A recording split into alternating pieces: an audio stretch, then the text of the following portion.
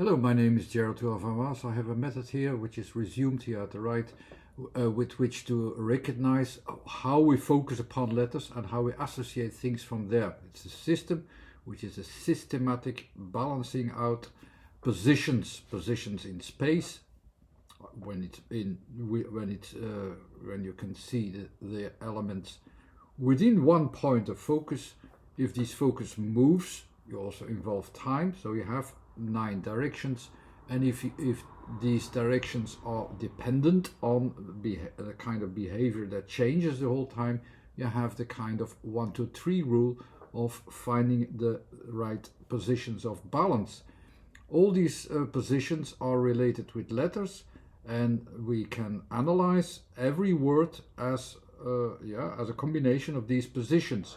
We deal with them in the same way as we deal with horizontal, vertical, diagonal, in the same way as we have certain positions. They are quite elemental elements that we use actually for our associations, and automatically we come to these distinctions, and these kind of distinctions are also associated with these letters automatically. So we can analyze each word in that way, so that we can also find out why these letters are most fit with all these words. So let's find out a word like task, how we can analyze it and how we can recognize what it means, simply by seeing the positions also in the scheme or in our position of focus. So we start with the T and the K here from the beginning and at the end, which are both positions of starting points in my system, starting points that look for a fixed point in space. Now the first letter is the starting letter, the other one is a concluding letter. So these are actually also saying something about how we focus in general, how we focus upon results. The result, what we think about it, how we start it and how it ends are different. The starting point is quite fixed. That letter T is about in the middle position of the system. Here there are the letters, how they are, very fixed with a very clear vision.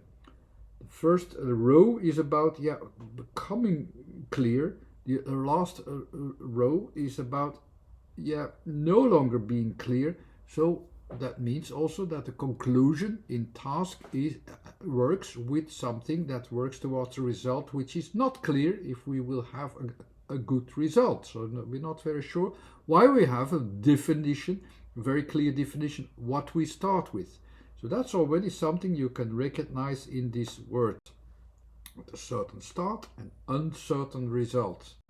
I can say it differently. So because there's a T in the beginning and we have a focus that develops and that has a certain description in task with the AS in the middle, we already can conclude also that we have not just a clear starting point, so clear definition. We also know when we develop it what to look for. That's also clear.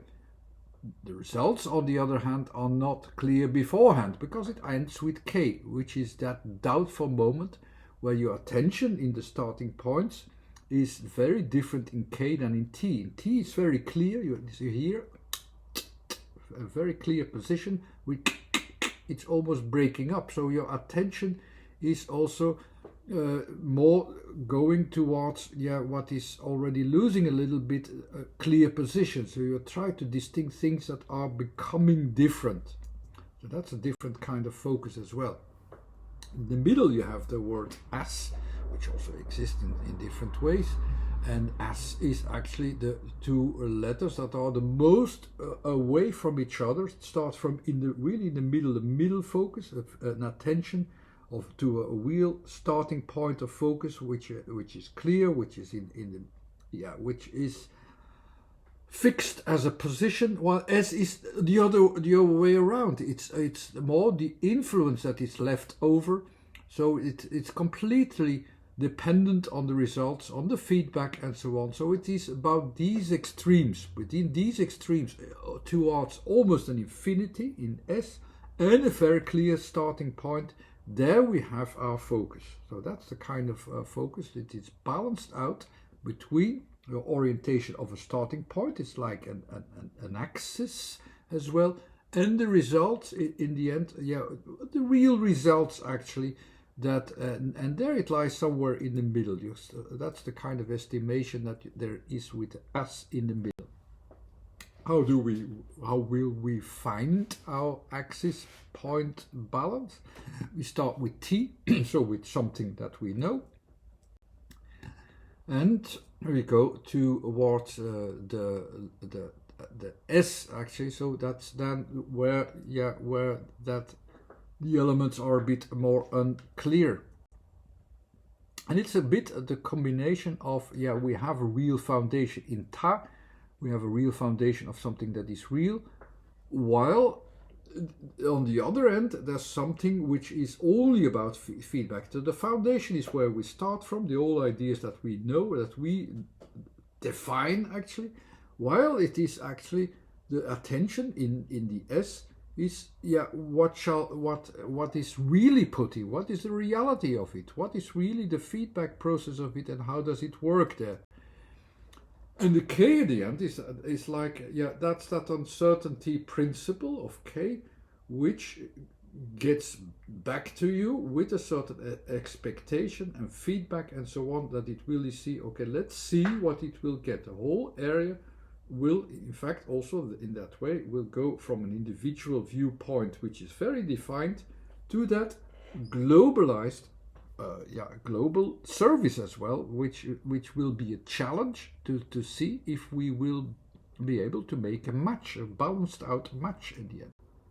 Okay, it wouldn't hurt to extend this video also with building up the whole thing again and see what kind of forms are emphasized by building this up. The letter T really takes out the positions in the spatial frame, which you see for you as the first starting point of the spatial frame. It takes out the positions that are noticeable. So what do we notice there, and what is more distinctive? Mostly it's where you have where you can recognize an object, where you can recognize a feature.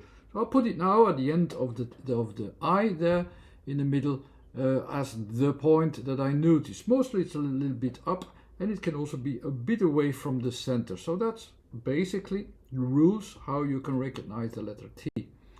The letter A after that, which will go actually also towards the S, which will also go towards the bigger frame. So I can see what I do, how much I will need that bigger frame. It will follow that direction up, and that's what I also will do. It will recognize the position where it is in between the zones here, where I have my focus actually. So it's not clear yet at that point where you have that main focus. You have in task, as you have it in a word, it will of course follow the results, how much you have the fluctuations in S, and you have that focus as if you're going to see how much result you receive with S. Because S is feedback, it receives the result and it looks for how much you put in it and how much you will get. So there the A will automatically go to. It's not what we are going to do. It will focus mainly upon, we will first,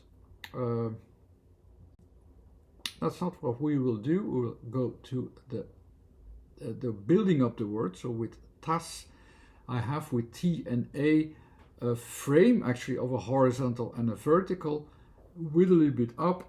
So I will deal with later, with what later will come in from influences from outside. So my focus is still there, somewhat in between where the T zone is. But I have also a frame, a combination of T and A.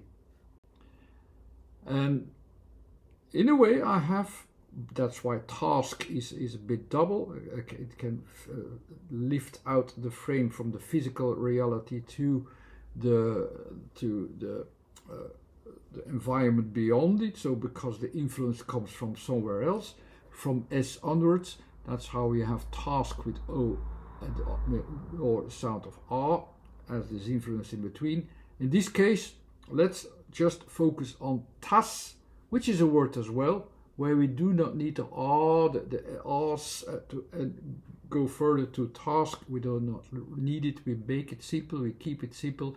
Ta was horizontal, vertical, this frame in which we were going to focus a bit away from our center point, where we're going to focus. And we can put the idea of a form in there.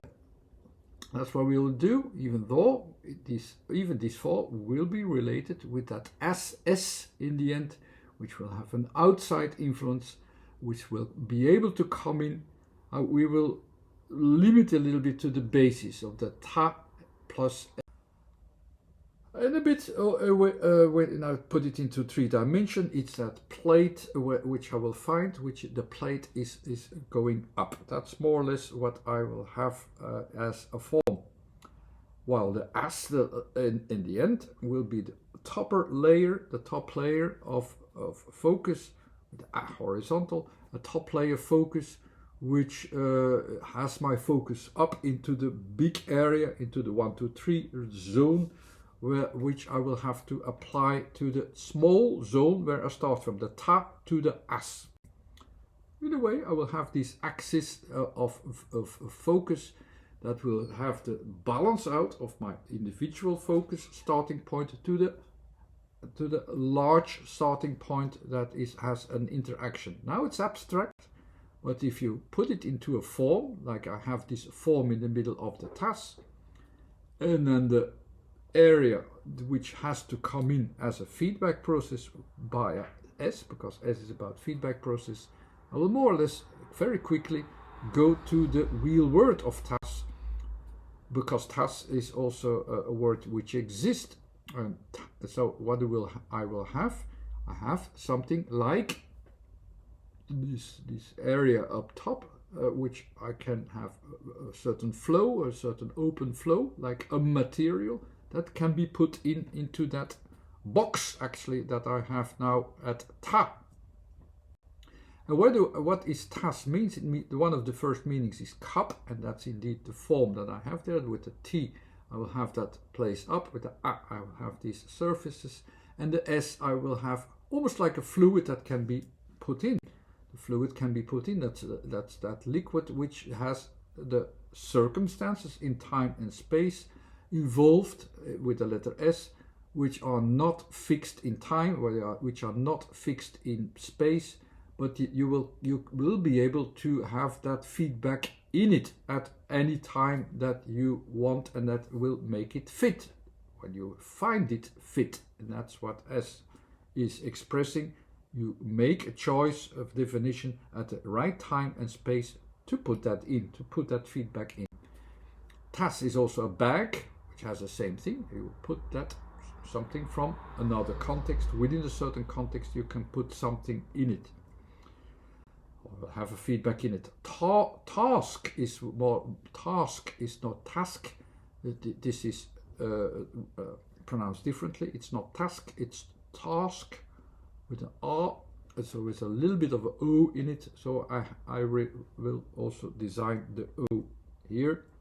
And so I have the TAS position here, so with a little bit wider than my personal environmental space. I will widen it with the A sound. The A is adapting to the environment a little bit like that. So I will adapt to the environment, to what is going to be put in of a general sense.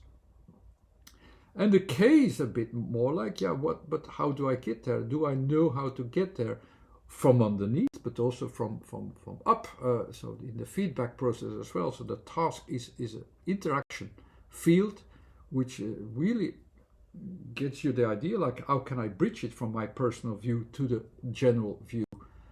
The T underneath, the R here a little bit more like an axis, will create interactions from the K is actually more in the end. So the interactions, which is as a feedback towards the beginning, is even more important. With persons to it, it will be even more important, more clear what you have in the task. So you have actually the full picture, the context which is asked from you, which you will have to do well. The case you don't know if you're going to do it well, although it's very defined what I have to do from T onwards.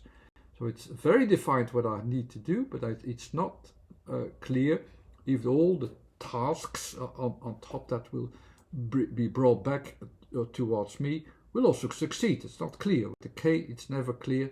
There's a whole area there, but it's never clear if we will succeed in it. With the S, it's more like, okay, you have to see the results. Just look at the result, follow the result. With T is the first starting point of that balancing out. I know what to distinct, what it is, what is defined, but I do not know if I will succeed in the feedback of this, of what is defined from what I know, what I can, and so on. But we will have to see if this works well, and that's what the task is actually trying to get from you as a performance, and have to see if this will be successful as well in the end or not. Okay, that's about it. Thanks again for watching. Bye.